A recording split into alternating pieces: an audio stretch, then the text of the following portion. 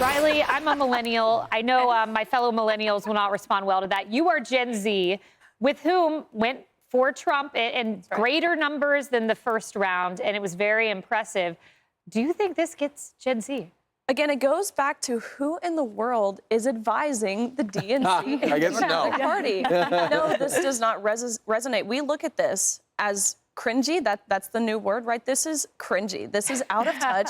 And that's what the Democrats have proven themselves to be time and time and time again, is totally out of touch with reality. They don't know how to communicate with common sense, everyday Americans. That's been made very clear on their stance with issues such as allowing men into women's sports. Governor Walz putting tampons in boys' bathrooms, boys as young as, fourth grade, referring to Latino individuals as Latinx, totally out of touch. And of course, this skit falls in line with that. You know, Emily, I'm watching these women dance, and I think I'm being kind by saying dance.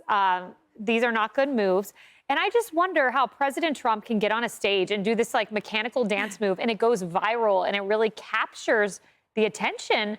But this just kind of falls flat.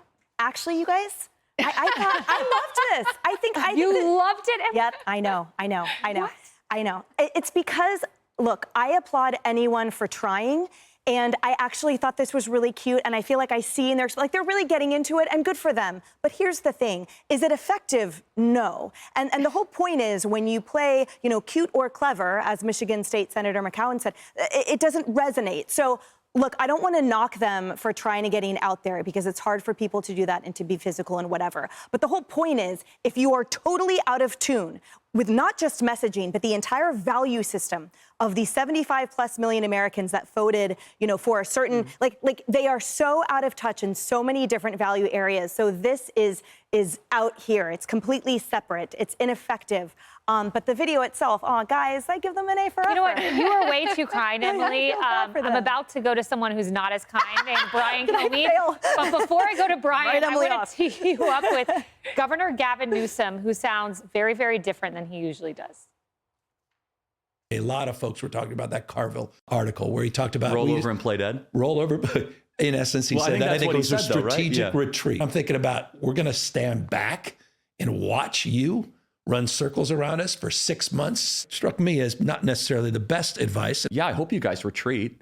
You kind of like the more advice. For us. You like the advice. There's no opposition. There's no activist spark. You guys are posting these cringe videos on social media. What are the videos? What are the ones that I don't know, this cringy? like harmonious thing of like 22 senators all saying the same thing. You didn't like that, yeah. I didn't like it. Go ahead. Go do more of that. What do you do? Please. What do you do? Seriously, Charlie Kirk, give us some advice. Get better ideas, Governor.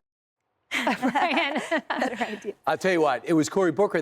Cory Booker went up to Chuck Schumer 2 weeks before the election and said, oh, by the way, we're getting our butt kicked on social media and podcasts. Really? Thanks for the heads up. Why not wait longer? And then afterwards, he says, we got to get better. So, Senator, you brought this to me, so you take the lead. This is his brainchild.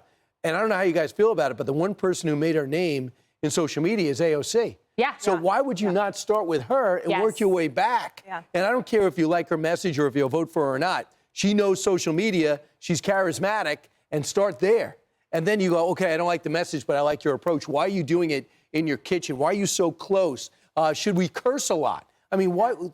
Trying to be cool and curse? What are you, in 5th grade? Trying to be one of the guys? Yeah. It's just crazy to see a 82-year-old person opening up with a curse word to explain how they're not happy that Donald Trump won an election. Yeah, you undoubtedly are correct in that. I remember, my sister works in social media, and she said the keyword's organic. You want things to be organic. And I remember several years ago, AOC put out this Instagram Live, and I started watching it, and I couldn't take my eyes off it. She was building IKEA furniture while talking about politics, and it was organic.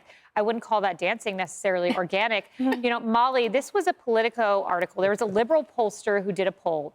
Here's what they found. A plurality of voters, 40%, said Democrats do not have a strategy whatsoever for responding to Trump. Now, according to the same survey, it was by liberal firm Blueprint that was shared first with Politico. Another 24% said Democrats have a game plan, but it's a bad one. A paltry 10% said the party has a solid technique for dealing with Trump. That is from a Democratic survey. And I think this is the spaghetti against the wall whole phase of the Democratic rebuild. They don't know which way to go. They don't know exactly how to make it happen. They know they got beat even in the things that they thought they were winning with the youth, with things like podcasts, and then they got just wiped out with all of that. And now they're just trying to be creative. They're throwing the spaghetti against the wall. They're hoping something sticks. They hope a person comes up from the ashes and saves them with ideas and an appeal. And so they're trying to find that person. They're trying to find that approach. And the little Mortal Kombat video, Gen X flashback, maybe not will work. But I think they're just looking for it. They're trying everything. Maybe they should try the Trump dance. Yeah. That may work. So go try that, guys. I doubt they will. All right.